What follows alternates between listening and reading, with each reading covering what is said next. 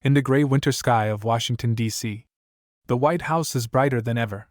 Strings of yellow lights shine like thousands of small stars, decorating the gates and fences, while waiters move around busy preparing for the final party. This is a traditional meeting before the transfer of power. But instead of the usual joyful atmosphere, this event is heavily political and tense. Kamala Harris, the current vice president, stands in front of the mirror in her private room, adjusting her dark blue dress. She could not hide the tiredness in her eyes.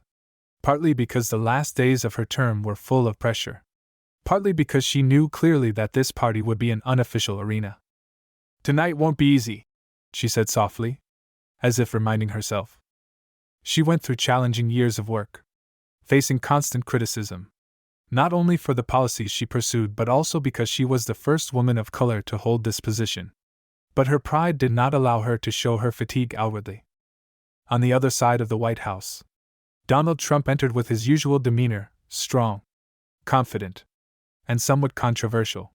Even though he is no longer president, he is still the center of attention.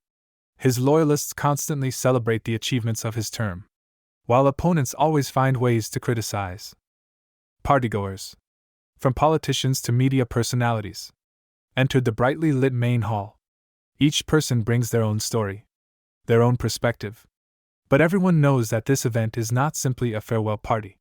This is the leader's final stage before entering a new chapter in American history. The atmosphere seemed heavier as groups of people began to gather according to factions. The Republicans stood in one corner, chatting and laughing loudly, while the Democrats gathered in another corner, maintaining a gentle appearance but unable to hide their wariness. Kamala Harris entered the room, attracting the eyes of many people. Her figure was straight, and her eyes were confident. But those who were observant could see the tension behind her slight smile. After the party had been going on for about an hour, a group of Republican politicians gathered at a table near the bar. They held cocktails in their hands and talked loudly. At first, they discussed general topics. But soon the conversation turned to Mrs. Harris. "What do people think about her tenure?" one person asked, his tone clearly not looking for a serious answer. "Her?" A middle-aged man with silver hair smirked. "She thinks she's a symbol of progress. But honestly, she's just a political puppet. All she did was stand there and laugh." Laughter erupted from the group. But it didn't stop there. "A position just to enhance the political profile. If it weren't for the fact that she was a woman of color, who would pay attention to her?" The words became more and more venomous. The eyes from the surrounding tables began to turn towards them. But no one spoke up to intervene.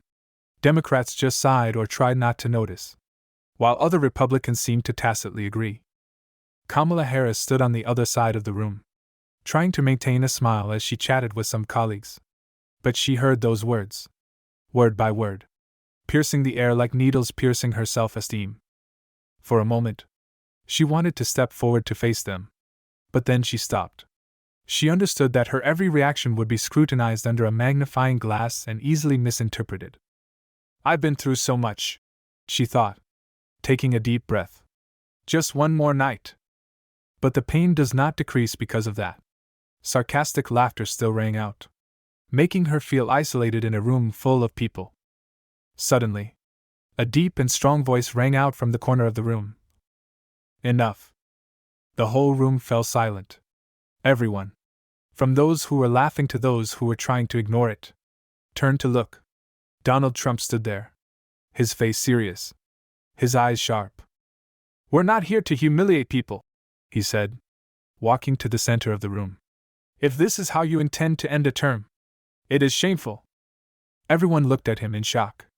Republicans did not understand why he intervened, while Democrats did not expect that the person who stood up to defend Ms. Harris was Donald Trump. He turned to the group that had just mocked Mrs. Harris. "We may disagree on many things, but no one has the right to insult others just because they are different. Kamala Harris, no matter what you think, has worked hard for this country. She doesn't deserve to be treated like that." Mrs. Harris stood still, stunned. This is something she never expected.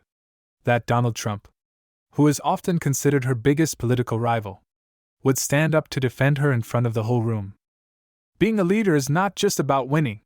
Being a leader is knowing how to respect even those you disagree with. Mr. Trump continued, his voice growing stronger and stronger. We are not here to divide, but to honor those who have worked for this country, regardless of party affiliation. The silence in the room was heavier than ever. Some people bowed their heads, avoiding his eyes. The others looked apologetic. Mr. Trump turned to Ms. Harris, his voice softening.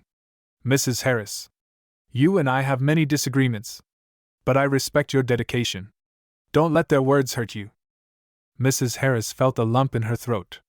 She nodded slightly, trying to keep her voice from shaking as she answered, Thank you. The atmosphere of the room changed completely after that moment. Mr. Trump's words not only silenced those who mocked Ms. Harris, but also made everyone in the room realize one thing: politics does not have to go hand in hand with division and hatred. The party continued, but now everyone chatted with a certain moderation. Kamala Harris feels like a huge burden has been lifted. Meanwhile, Donald Trump, without saying anything more, created a clear change in the atmosphere that evening.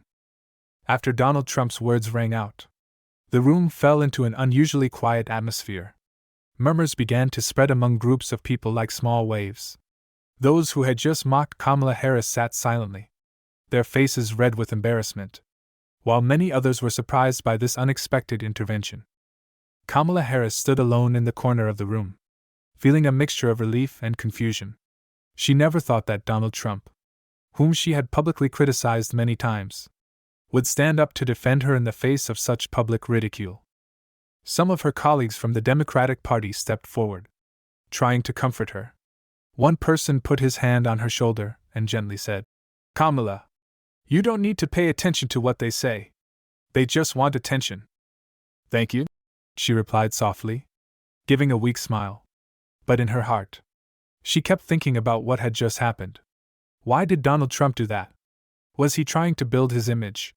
Or did he really think she deserved respect? On the other side of the room, Donald Trump returned to his desk. But his eyes never left Kamala Harris. A silent change was also taking place within him that he could not fully explain.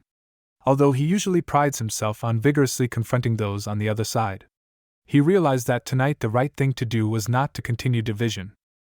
A close figure of Mr. Trump whispered in his ear, You just surprised everyone. Are you sure you want to protect her? Mr. Trump shrugged. We don't have to agree with each other to respect each other. That is a lesson that everyone should know.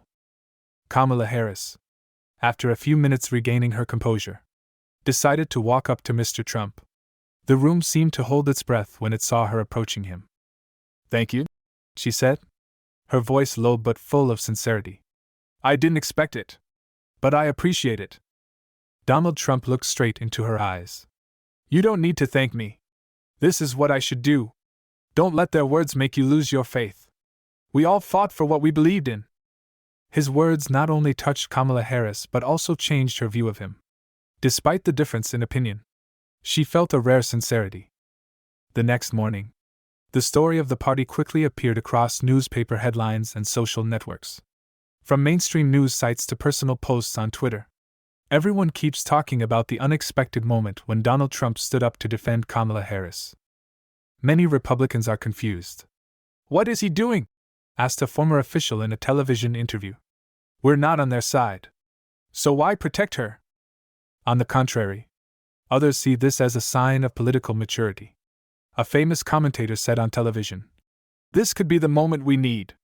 Politics doesn't always have to be confrontational. This is a reminder that even those who disagree can treat each other with respect. The story also greatly influenced members of the Democratic Party. Some people admit that they misjudged Donald Trump. We have criticized him for divisiveness. But last night he showed that sometimes compassion can appear in the most unexpected places, said one young lawmaker. For Kamala Harris, that moment not only changed her personal feelings but also changed the way she viewed her role in politics. She realized that sometimes solidarity can come from seemingly impossible places. In interviews, when asked about Donald Trump's actions, she replied, He and I disagree on many issues. But last night, he did the right thing. That's something I will always remember. The last party at the White House has passed, but its echoes still linger.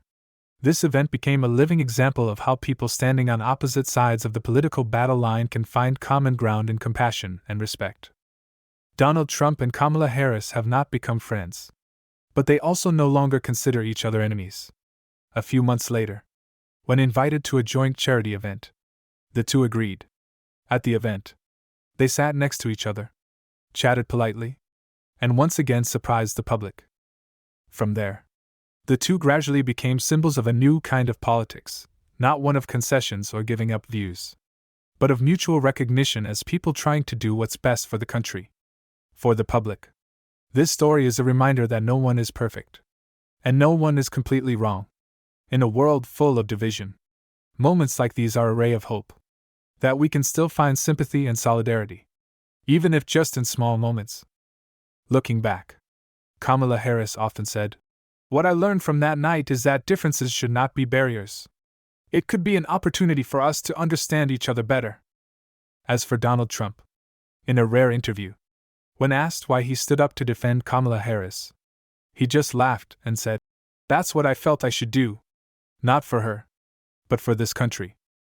This story became a part of American political history, not only as a lesson in compassion and respect, but also as a reminder that even in the most difficult times, people still can overcome barriers to stand together.